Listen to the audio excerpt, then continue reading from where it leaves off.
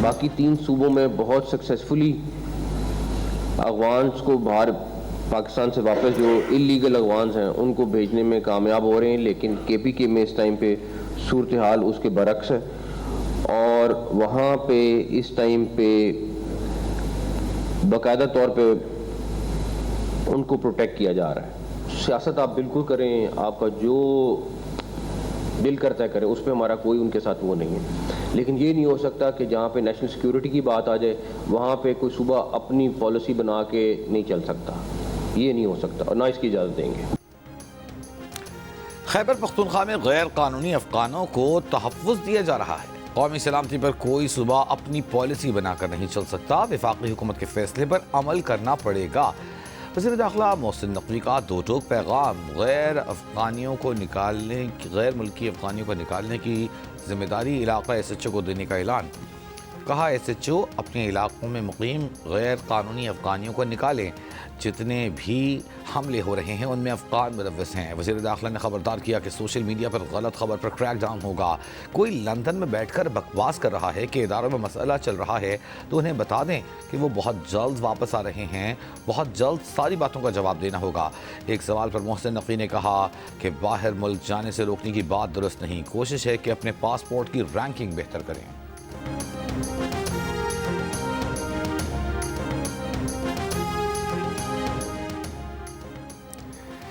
خیبر پختونخوا میں دہشت گردی اور سرحد کی صورتحال کو دیکھتے ہوئے گورنر راج لگانے پر سنجیدہ غور کیا جا رہا ہے۔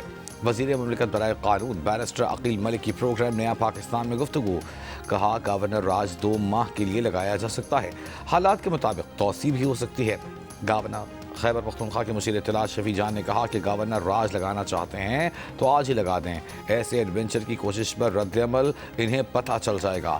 ذرائع کا کہنا ہے کہ نئے گورنر خیبر پختونخوا کے لیے Amir Haider Hoti, Aftab Sherpao, Pervez Khattak, lieutenant general retired Khalid Rabbani, lieutenant general retired Ghayur Mahmood کے نام زیر غور ہیں۔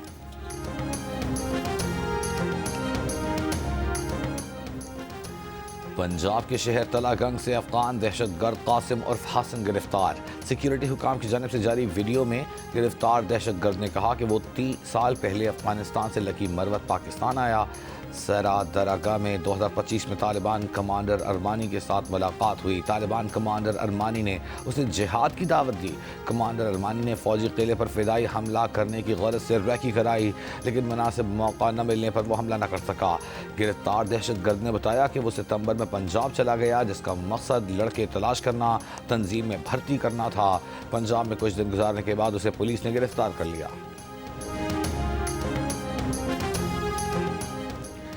کراچی میں رینجرز کی تعیناتی مزید 1 سال کے لیے بڑھا دی گئی۔ رینجرز انسداد دہشت گردی ایکٹ کے تحت اختیارات کے ساتھ پولیس کی معاونت جاری رکھے گی۔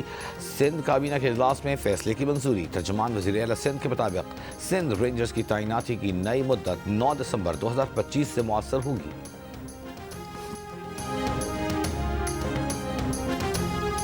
ہم اس وقت اس اسپاٹ پر موجود ہیں جہاں سے بچے کی لاش ملی ہے، اور اسپاٹ دکھائیں آپ کو کہ یہاں سے جب کھدائی کی جا رہی تھی تو اس مین ہول سے یہاں سے جو ہے وہ لاش برآمد ہوئی، اور اس کے بعد سے اب جو ہے وہ مزید کارروائی کو آگے بھی بڑھایا جا رہا ہے۔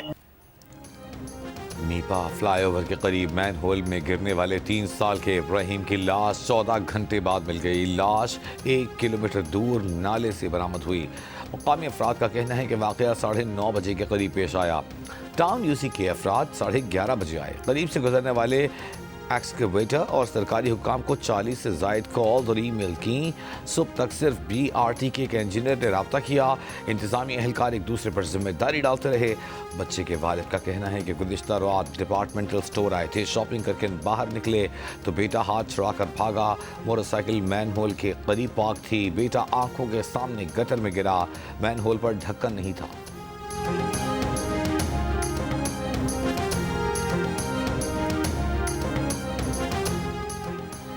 جماعت اسلامی کی بچے کے گٹر میں گر کر جاں بحق ہونے کے واقعے پر میئر کراچی پر تنقید۔ امیر جماعت اسلامی کراچی منیم ظفر نے کہا کہ اس واقعے کا بڑا المیہ یہ ہے کہ میئر کراچی کے ACDC نے ٹاؤن چیئرمین کے فون کا جواب تک نہیں دیا۔ متعلقہ اداروں نے مشینری بھی بر وقت فراہم نہیں کی۔ امیر جماعت اسلامی حافظ نعیم الرحمان نے کہا کہ کراچی میں بچوں کے گٹر میں گرنے کے متعدد واقعات ہو چکے، میئر کراچی نے سارے ادارے اپنے قبضے میں کر رکھے ہیں، کراچی کا نظام بھیڑیوں کے ہاتھوں میں دے دیا گیا ہے۔ واقعے کے خلاف سٹی کونسل اجلاس میں بھی اپوزیشن کا مرتضی وہاب کے خلاف احتجاج، نعرے۔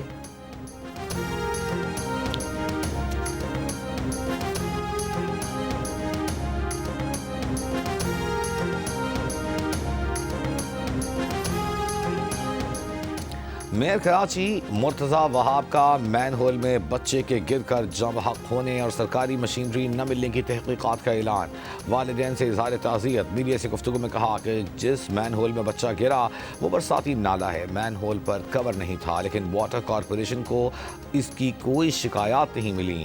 انکوائری کرائیں گے کہ مین ہول کتنے دن سے کھلا تھا یا اسے کھولا گیا تھا۔ سی سی ٹی وی ویڈیو نکلوا رہے ہیں۔ ایشو پر سیاست کرنے کی کوشش کی گئی جو بڑی بدقسمتی ہے۔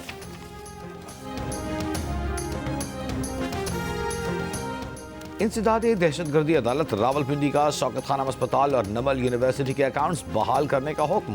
علیمہ خان کے خلاف 26 نومبر کے احتجاج پر درج مقدمے کی سماعت کے دوران پروسیکیوٹر نے عدالت کو بتایا کہ اسپتال کے اکاؤنٹس منجمد کرنے کی کوئی تحریری درخواست نہیں دی گئی۔ علیمہ خان کے ذاتی بینک اکاؤنٹس فریز کرنے کے لیے ان کا شناختی کارڈ نمبر اسٹیٹ بینک کو ارسال کیا تھا، جس کے بعد اسٹیٹ بینک نے ان کے شناختی کارڈ پر درج سارے اکاؤنٹس فریز کر دیے۔ پروسیکیوشن کو شوکت خانم اور نول یونیورسٹی کے اکاؤنٹس ڈی فریز کرنے پر کوئی اعتراض نہیں۔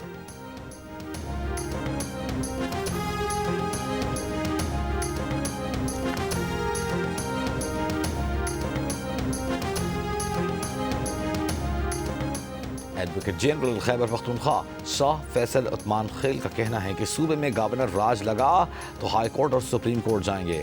گورنر راج قائم کرنے کے لیے کوئی آئینی اور قانونی جواز موجود نہیں۔ صوبہ معاشی طور پر ٹھیک جا رہا ہے، ایمرجنسی کس بنیاد پر نافذ ہوگی؟ گورنر کے پاس گورنر راج کی سمری بھیجنے کے لیے کوئی آئینی جواز نہیں۔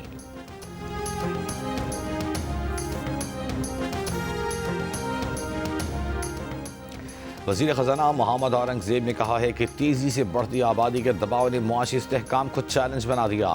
پائیدار معاشی ترقی کے لیے آبادی اور وسائل میں توازن ضروری ہے۔ پاپولیشن سمٹ سے خطاب میں وزیر احسن اقبال بولے کہ بڑھتی آبادی مالی وسائل پر بوجھ ہے، این ایف سی کو سروس ڈیلیوری کے ساتھ بھی لنک کرنا چاہیے۔ سینیٹر شیری رحمان بولیں آبادی میں اضافہ، پانی کی قلت اور موسمیاتی تبدیلی بڑے چیلنجز ہیں۔ پاکستان میں پانی ذخیرہ کرنے کے لیے کوئی بڑا ڈیم بھی نہیں بنایا گیا۔ آبادی سے واٹر سیکیورٹی اور فوڈ سیکیورٹی جڑی ہے۔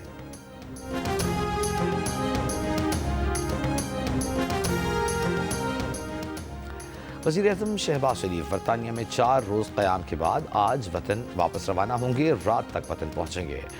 ذرائع کے مطابق وزیر اعظم نے لندن میں طبی معائنہ کرایا، کئی وفود سے ملاقاتیں بھی کیں۔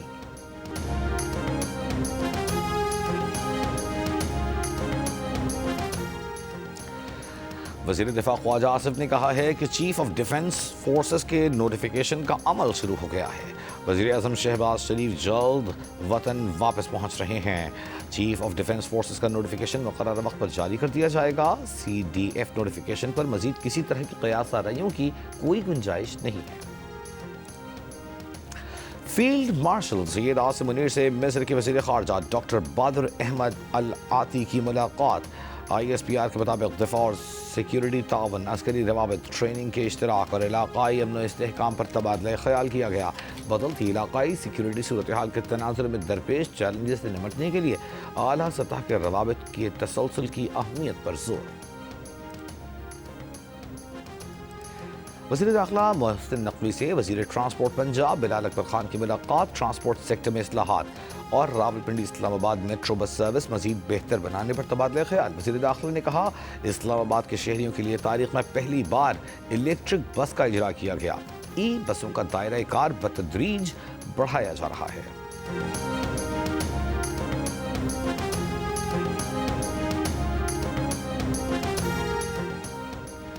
وزیر مملکت بلال بن ثاقب کا کہنا ہے کہ ڈیجیٹل اصلاحات میں سب سے بڑی رکاوٹ ادارہ جاتی مزاحمت ہے۔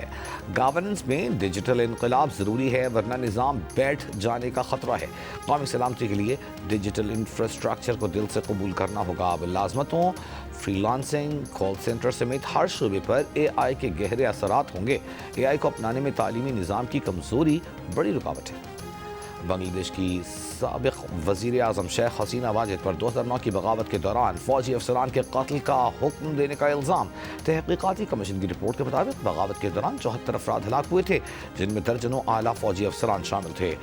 حسینہ واجد نے اس قتل عام کی منظوری دی تھی، جبکہ سابق رکن پارلیمان فضل نور تاتوش کو مرکزی رابطہ کار کے طور پر نامزد کیا گیا۔ کمیشن کے سربراہ ALM فضل الرحمان نے الزام عائد کیا کہ بھارت اس منصوبے میں ملوث تھا تاکہ بنگلہ دیشی فوج کو کمزور کیا جا سکے۔ گزشتہ سال عوامی تحریک کے نتیجے میں اقتدار سے ہٹائے جانے کے بعد شیخ حسینہ بھارت میں پناہ لیے ہوئے ہیں۔ بنگلہ دیش کے عبوری سربراہ محمد یونس نے کمیشن کی رپورٹ کا خیر مقدم کیا، کہا آخر کار سچائی سامنے آ گئی۔ بدعنوانی کے ایک اور مقدمے میں سابق وزیر اعظم شیخ حسینہ واجد کو 5 سال قید کی سزا سنائی گئی۔ اس سے قبل شیخ حسینہ کو 2 مختلف مقدمات میں سزائے موت اور 21 سال قید کی سزا بھی سنائی جا چکی ہے۔ امریکی صدر ڈونلڈ ٹرمپ نے کہا ہے کہ پناہ گزینوں کی درخواستوں پر پابندی طویل عرصے تک برقرار رکھنے کا ارادہ ہے۔ پابندی کب تک برقرار رہے گی اس سے متعلق وقت ذہن میں نہیں۔ فیصلہ نیشنل گارڈز پر حملے کے بعد کیا گیا۔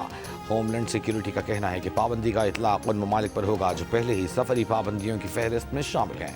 گزشتہ ہفتے وائٹ ہاؤس کے قریب افغان شہری نے فائرنگ کر کے ایک نیشنل گارڈ کو ہلاک اور ایک کو زخمی کر دیا تھا۔ افغان شہری رحمان اللہ لکھنباد 2021 میں ری سیٹلمنٹ پروگرام کے تحت امریکہ میں داخل ہوا تھا۔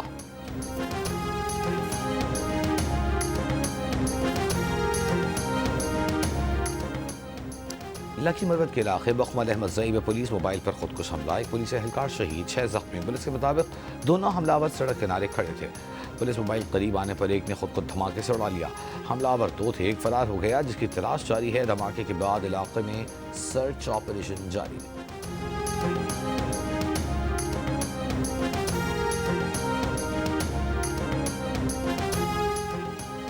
سندھ ہائی کورٹ کے آئینی بینچ میں دودھ کی قیمتوں میں اضافے کے خلاف درخواست پر سماعت۔ عدالت میں دودھ کے نمونے سے متعلق ممبر انسپیکشن ٹیم کی رپورٹ کے مطابق دودھ کے تمام نمونے غیر معیاری اور مضر صحت تھے۔ کوئی بھی نمونہ انسانی استعمال کے قابل نہیں۔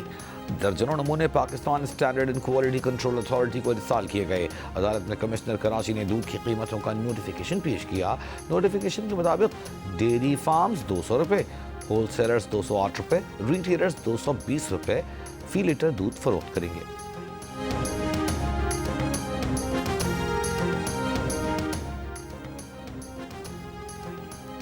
گوجرانوالہ، فیصل آباد، حافظ آباد سمیت پنجاب کے بیشتر اضلاع میں فضائی معیار انتہائی مضر صحت۔ محکمہ ماحولیات پنجاب کی ویب سائٹ کے مطابق گوجرانوالہ 500 پارٹیکولٹ میٹرز کے ساتھ پنجاب کا آلودہ ترین شہر۔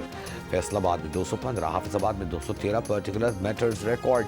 پنجاب کی سینئر وزیر مریم اورنگزیب کا کہنا ہے کہ لاہور، فیصل آباد، گوجرانوالہ اور شیخوپورہ میں انڈسٹریل مانیٹرنگ اور اسماگ ریڈار سسٹم فعال کر دیا گیا۔ درجہ حرارت گرنے اور فضا کے دباؤ میں استحکام سے آلودگی بڑھ سکتی ہے۔ شہری ماسک پہنیں، پانی زیادہ پئیں۔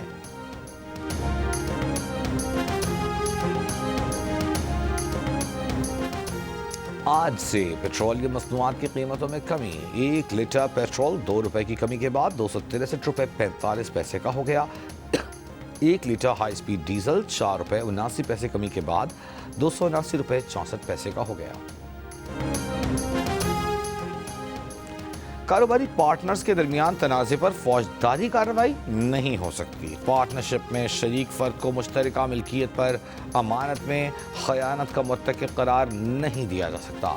لاہور ہائی کورٹ نے کاروباری پارٹنرز کے درمیان تنازع پر درخواست گزار پر مقدمہ کرنے کا جسٹس آف پیس کا فیصلہ کالعدم قرار دے دیا۔ عدالت نے کہا پارٹنرشپ کا معاملہ فوجداری نہیں بلکہ سول نوعیت کا ہے۔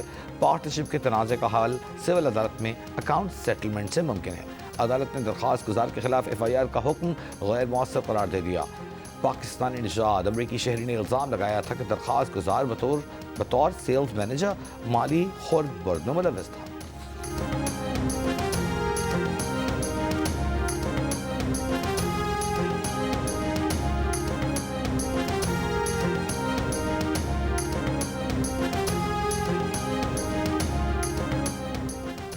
پاکستان کی ٹیکسٹائل برآمدات تاریخ کی بلند ترین سطح پر پہنچ گئیں۔ مالی سال 2025-26 کے پہلے 4 ماہ کے دوران ٹیکسٹائل برآمدات 6.4 ارب ڈالر تک ریکارڈ کی گئیں۔ عارف حبیب لمیٹڈ کی رپورٹ کے مطابق ویلیو ایڈڈ شعبوں نے اس کارکردگی میں نمایاں حصہ ڈالا۔ ٹیکسٹائل برآمدات میں اضافہ عالمی مانگ میں بہتری، ویلیو ایڈڈ مصنوعات کی مضبوط کارکردگی اور روپے کی قدر میں استحکام کا نتیجہ ہے۔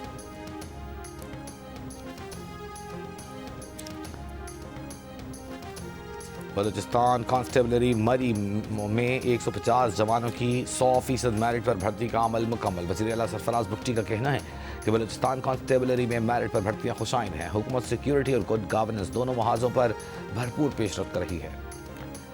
بنو کے علاقے سرنگی میں نامعلوم افراد کی فائرنگ سے پولیس اہلکار شہید۔ مقتول طارق RPO آفس میں تعینات تھا، ڈیوٹی پر جاتے ہوئے نشانہ بنایا گیا۔ ضلع کرم کے علاقے چنارک میں پولیس پوسٹ پر خوارج کا حملہ، پولیس کی جوابی کارروائی میں 4 دہشت گرد ہلاک، 6 زخمی، حملے میں پولیس کے 2 جوان بھی شہید۔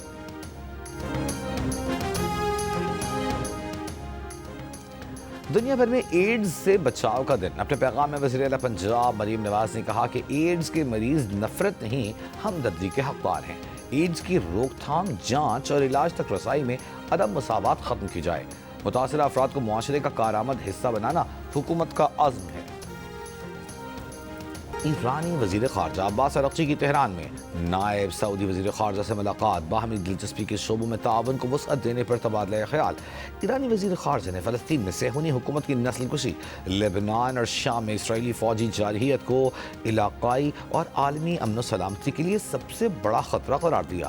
سعودی نائب وزیر اعظم نے کہا علاقائی امن و استحکام کے لیے مسلم ممالک میں ہم آہنگی کی ضرورت ہے۔